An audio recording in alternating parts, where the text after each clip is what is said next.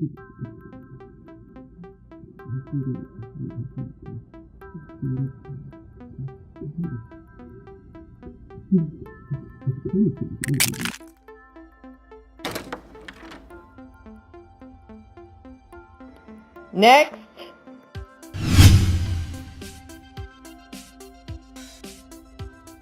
Hi, I'm Dr. Julie Bruno. Hi, I'm Hala Silverman. And today we're going to talk about willpower. I wanted to talk about willpower because I have this nightly ritual where I read a couple of hours in the evening, and almost every evening there is at least one article about, in some form, willpower. Most of it happens to be about health or diet, and some other things about academia, but mostly about health or diet, so which I gravitate towards. Go figure. And so I wanted to talk briefly with you about willpower. What happens, willpower is just the ability to delay gratification of either your short-term or your long-term goals. However, most of us equate willpower directly to our character. So basically, if you're trying not to eat that cookie at 11 o'clock at night, and then you do eat that cookie at 11 o'clock at night, so now you've become a horrible, bad person who has no ethics or willpower, and is doomed to be 10 pounds overweight perpetually for the rest of her life, right? Yes, pretty much. Right. So we're not really thinking about willpower in an academic way, because we personalize it to ourselves and all of our faults. And maybe we should start looking at it more academically so that we can overcome this mythical beast of willpower and improve it. So. Absolutely. And with improving willpower, think of willpower like a muscle. So our muscles, the more that we work our muscles, the stronger they get.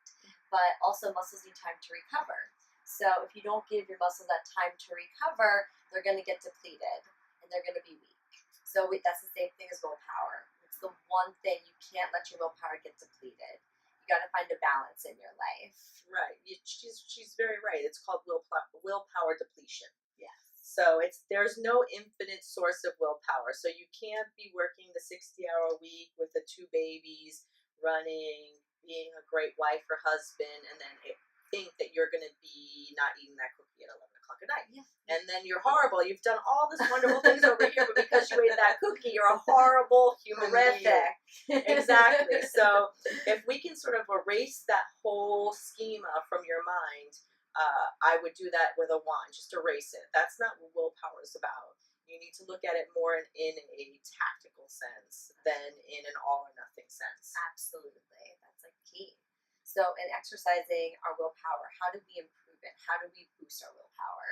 Mm-hmm. So I say one thing that you can certainly do, and Dr. Bruno, I think you'll agree, should we all have a plan of how we're going to improve our willpower? Well, think about it. When you decided to be a doctor or whatever you decided to be, you had a plan. I'm going to go to college, or I'm going to go to this apprenticeship, or I'm going to go learn from this person, and you had a plan, and you delayed the gratification of maybe doing something, this job right now, knowing that when you went through this training, you were going to have a better life on the end. Exactly. You had a plan.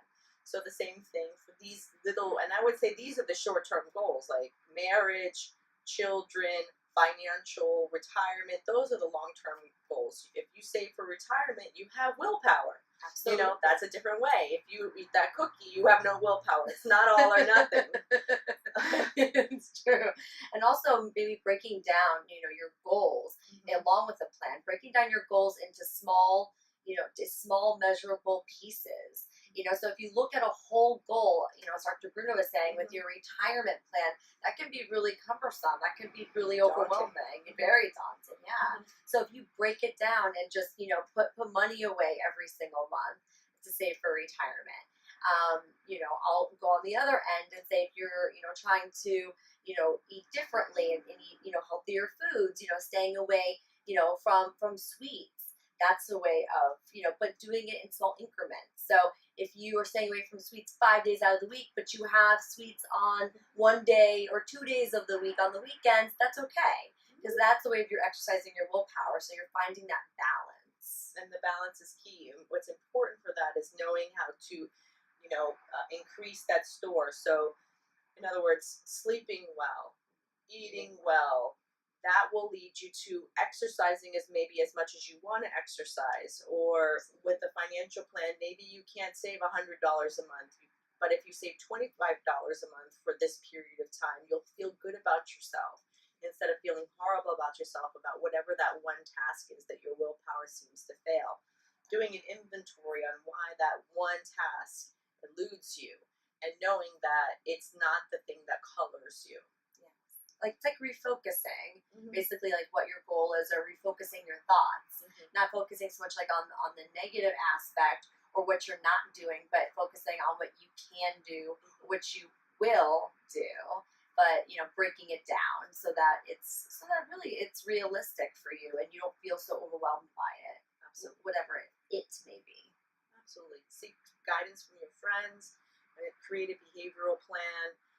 Know that if you slip, it's not the end of the world, and it doesn't mean that you don't have any willpower because just because you avoided whatever it was for 5 days, just because you slipped the sixth day doesn't mean it negates the entire process. Absolutely. Yeah, that's why the balance is key, so that you don't beat yourself up over, having slipped. Because Mm-hmm. maybe it's not a slip. Maybe it could be your body's response as well too. Absolutely, it's telling you something. So Yes. thank you. I'm Dr. Bruno. I'm Hollis Silverman.